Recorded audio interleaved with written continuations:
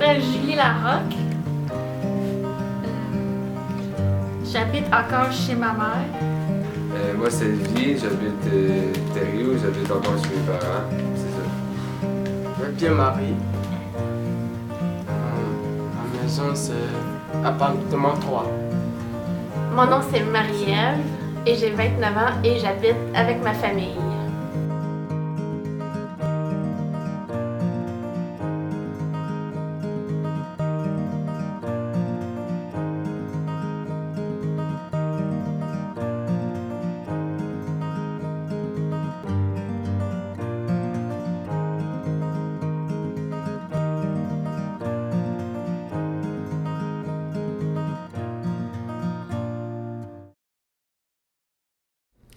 Lorsqu'on se penche sur l'histoire des personnes qui ont une déficience intellectuelle, on constate que les enjeux ont beaucoup changé. Les familles ont mené de grands combats, notamment pour tout ce qui touche aux droits des personnes qui ont une déficience intellectuelle, mais aussi à la reconnaissance de leur potentiel. Aujourd'hui, les conditions de vie ont nettement amélioré.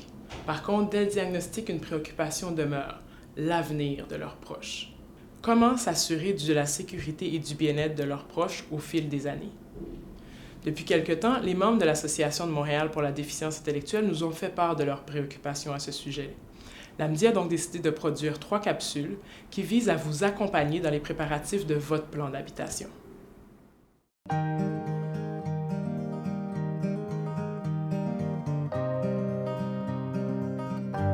Claire Arvizet, qui est une chercheuse québécoise, rapportait qu'en 2006, environ 40% des personnes avec une déficience intellectuelle vivaient au-delà de l'âge de 60 ans.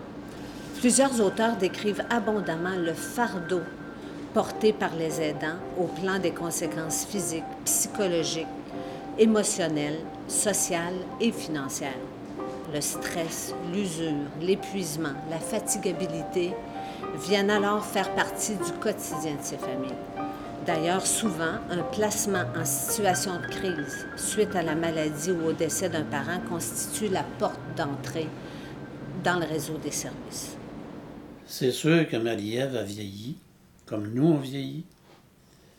À un moment donné, il faut qu'elle prenne ses ailes d'elle-même.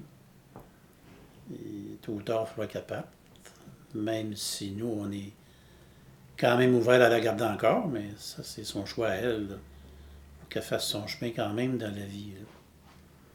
Puis pour elle, c'est hyper important d'aller vivre en appartement. Mais nous, comme moi, en tout cas, je parle pour moi, on ne se sent pas prête à ça. Mais il ne faut pas le démontrer, il ne faut pas le dire à ta fille ou à ton garçon, peu importe.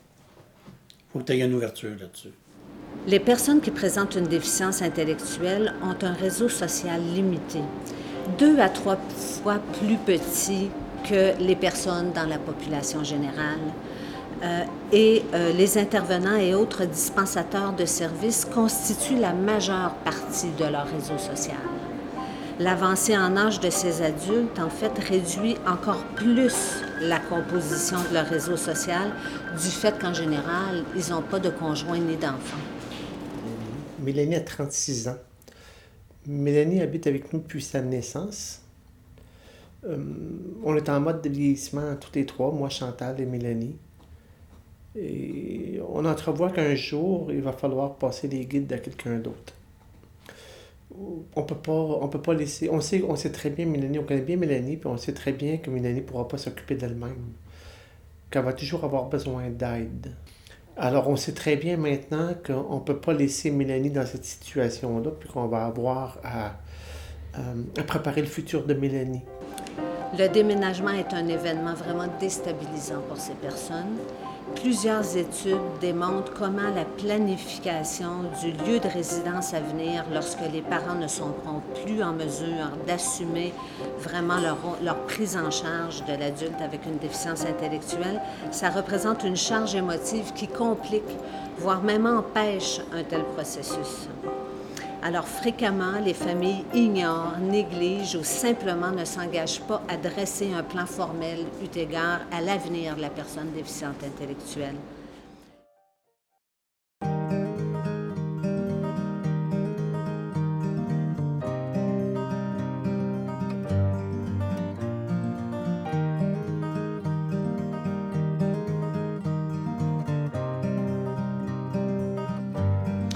préparation de l'hébergement peut prendre du temps, et maintenant que la table est mise sur l'importance des enjeux entourant le vieillissement, regardons davantage dans les prochaines capsules les différentes alternatives qui s'offrent à vous, mais aussi quelques trucs pour mieux vous y préparer.